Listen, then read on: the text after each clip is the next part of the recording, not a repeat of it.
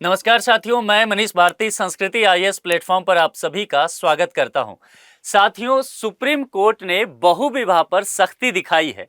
एक याचिका पर सुप्रीम कोर्ट ने इस संदर्भ में केंद्र सरकार को नोटिस भेज दिया है कि क्यों नहीं मुसलमानों में चार शादी पर रोक लगा दी जाए।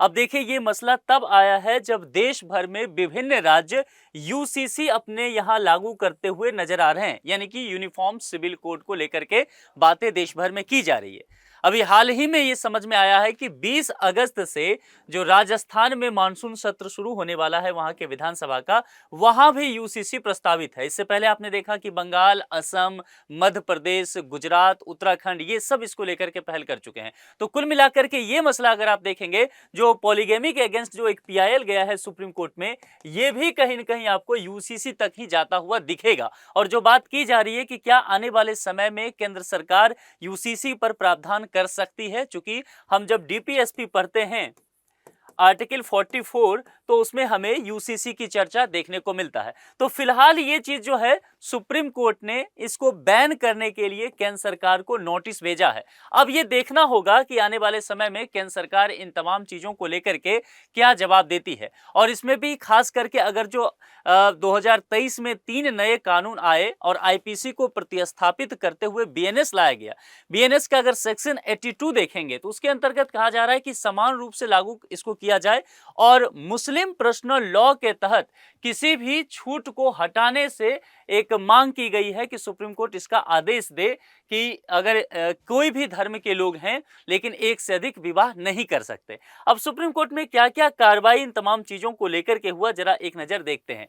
भारत के मुख्य न्यायाधीश न्यायमूर्ति सूर्यकांत की अध्यक्षता वाली पीठ ने केंद्र सरकार को यह नोटिस दिया है और इसमें जो सामाजिक कार्यकर्ता हैं वो पीआईएल लेकर के पहुंची, जिनका नाम जाकिया, सोमन और अन्य द्वारा ये दायर किया गया।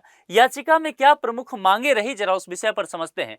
जिसमें मुस्लिम पुरुषों में, देखिए यहां पर है पुरुषों में, चूंकि शरीयत मुसलमान पुरुषों को 4 विवाह तक करने की इजाजत देता है, महिलाओं को नहीं, इसीलिए पुरुषों शब्द का यहां पर पीआईएल में भी इस्तेमाल किया गया है। तो कहा गया है कि मुस्लिम पुरुषों में बहुविवाह यानी कि पॉलीगेमी को असंवैधानिक घोषित कर दिया जाए। देखिए, ये तभी हो सकता है जब यूसीसी लागू होगा, क्योंकि जो आप कहते हैं पर्सनल एक्ट हमारे देश में है विभिन्न धर्मों का, उसमें जब आप शरीयत की बात करेंगे तो उसके अंतर्गत पॉलीगेमी को जायज ठहराया गया है। उसमें कुछ शर्तों के साथ 4 विवाह की स्वीकृति दी गई है। तो अगर इसको असंवैधानिक घोषित किया जाता है तो यूसीसी ही लागू करना पड़ेगा, ये एक बात कही जा रही है। इसके अलावा भारतीय न्याय संहिता यानी कि बीएनएस, इसके सेक्शन 82 में अगर देखेंगे तो इसमें कहा गया है कि इसमें धर्म की परवाह किए बिना सभी नागरिकों पर समान रूप से लागू होना चाहिए। इस तरह की स्थिति, यानी कि एक शब्द का इस्तेमाल किया गया है, धर्म की परवाह किए बिना, तो इसको भी दलील में शामिल किया गया है। और मुस्लिम व्यक्तिगत कानून यानी कि जो पर्सनल लॉ की बात की जा रही है, इसके तहत बहुविवाह को प्राप्त छूट की समाप्ति कर दी जाए, ये पीएल में मांग किया गया है। इसके अलावा सभी मुस्लिम विवाह एवं तलाक का रजिस्ट्रेशन अनिवार्य रूप से हो, यह भी हिंट यहां पर यूसीसी का ही अंतर्गत है, क्योंकि यूसीसी जिस राज्य में भी हो रहा है वहां पर यह छूट है। यदि कोई व्यक्ति दूसरा विवाह करने का प्रयास करे तो पहली पत्नी और बच्चों के वैवाहिक घर और त्वरित आर्थिक भरण पोषण का उसे अधिकार मिले। क्योंकि पर्सनल लॉ में जब बात करेंगे तो यहां पर हालांकि है ये अधिकार की बात, लेकिन जिस स्तर तक होना चाहिए भरण पोषण की बात नहीं है उतना। तो विवाद इस चीज को लेकर के होता रहता है। इससे पहले आपने ट्रिपल तलाक वाले मुद्दे में भी ये चीज देखा होगा। अब यहां पर जो बीएनएस की सेक्शन 82 देखेंगे, इसमें इस बात को लेकर के चर्चा किया गया है कि यदि कोई व्यक्ति अपने वैध पति या पत्नी के जीवित रहते हुए दूसरा विवाह करता है तो वह विवाह कानूनन वॉइड हो जाएगा, यानी कि शून्य होगा, यानी कि मान्यता उसको नहीं मिलेगा। तो जाहिर सी बात है ये अपराध होना चाहिए। और इस स्थिति में दंड की प्रावधान में देखेंगे तो सामान्य स्थिति में पहला विवाह छिपाए बिना अगर देखा जाए तो अधिकतम 7 वर्ष का कारावास और जुर्माना है। दूसरा, यदि पहला विवाह छिपाकर दूसरा विवाह किया जाए, अधिकतम 10 वर्ष का कारावास और जुर्माना इसके अंतर्गत, यानी कि ये सेक्शन 82 के अंतर्गत बीएनएस के अंतर्गत बात किया गया है।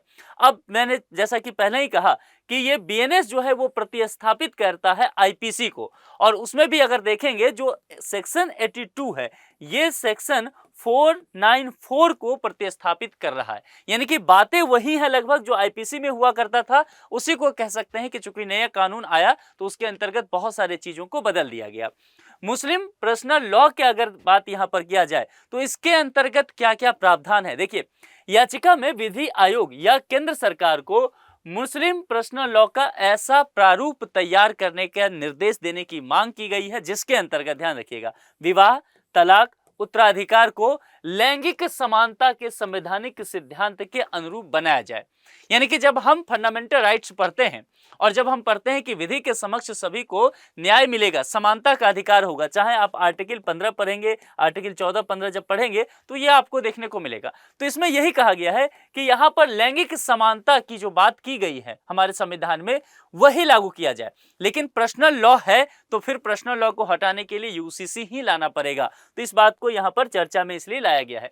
एक सर्वेक्षण हुआ था, उसके आधार पर कुछ राज्यों को लेकर के चर्चा किया, जिसमें 7 राज्यों में सर्वेक्षण हुआ, महाराष्ट्र, गुजरात, पश्चिम बंगाल, कर्नाटक, तमिलनाडु, दिल्ली और राजस्थान। इसके अंतर्गत कुछ यहाँ पर निष्कर्ष निकले हैं जिसमें कहा गया है कि 88% मामलों में दूसरी शादी से पहले पहली पत्नी की सहमति नहीं ली गई।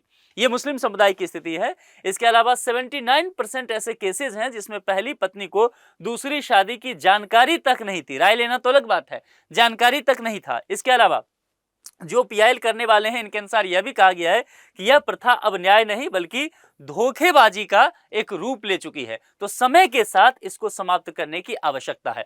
यदि इसकी कानूनी स्थिति को समझने की कोशिश करें तो हिंदू, ईसाई और पारसी समुदायों में जो द्विविवाह है वह दंडनीय अपराध है, जबकि यहाँ पर मुस्लिम पुरुषों को केवल लेकर के बात किया जाए तो चूंकि यहाँ पर पर्सनल लॉ है, शरीयत है, एप्लीकेशन एक्ट 1937, इसके तहत कहा गया है कि मुस्लिम पुरुष जो हैं कुछ शर्त के साथ, कुछ टर्म एंड कंडीशन में कहा गया है कि अधिकतम 4 विवाह कर सकते हैं।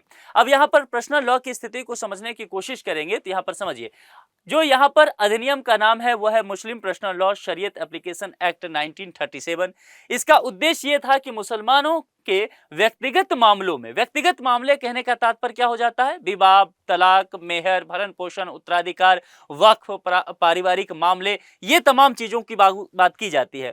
लागू क्षेत्र क्या होगा, भारत के अधिकांश मुस्लिम नागरिकों पर यह लागू होता है। कुछ राज्यों में विशेष प्रावधान भी है, अब उसके अंतर्गत आप चर्चा करेंगे।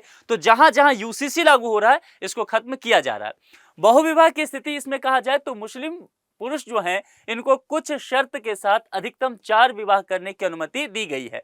आधार क्या है, इस्लामी व्यक्तिगत कानून शरीयत पर यह पूरी तरह से आधारित है। हालिया विवाद देखेंगे तो लगातार इन तमाम चीजों को लेकर के सुप्रीम कोर्ट में पीआईएल जाते रहता है, जिसमें बहुविवाह को खत्म करने की बात कही जाती है। तो कुल मिलाकर के अब यह देखना होगा कि क्या ये राष्ट्रीय स्तर पर यूसीसी का शक्ल लेता हुआ नजर आएगा, चूंकि केंद्र सरकार लगातार इस बात को लेकर के मुखर रही है और बीजेपी शासित जो तमाम राज्य हैं, चाहे आप उत्तराखंड की चर्चा करेंगे, गुजरात की चर्चा करेंगे, असम, पश्चिम बंगाल, मध्य प्रदेश और अब जैसा मैंने कहा राजस्थान से खबर मिल रहा है कि इसी विधानसभा के सत्र में जो 20 अगस्त से शुरू होने वाला है यूसीसी लाया जा सकता है। तो कुल मिलाकर के बीजेपी शासित तमाम राज्य यूसीसी लागू करते हुए नजर आ रहे हैं।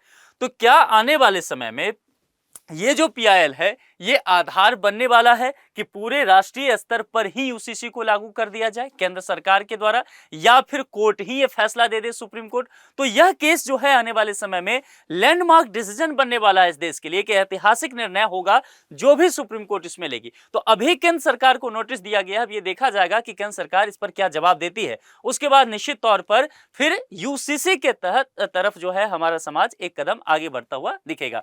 इस प्रश्न का जवाब आपको कमेंट बॉक्स में लिख करके देना है। यदि आपने ध्यान से सुना होगा लेक्चर को तो इस प्रश्न के जवाब पर हमने पहले ही चर्चा कर लिया है। अब आप मुझे कमेंट में बताएं, क्या आपको लगता है कि पूरे देश भर में समान नागरिक संहिता यानी कि यूनिफॉर्म सिविल कोड को लागू कर देना चाहिए, या अभी हमारा समाज इसके लिए तैयार नहीं है? आप अपने विचार कमेंट बॉक्स में लिख करके जरूर बताएं। Thank you.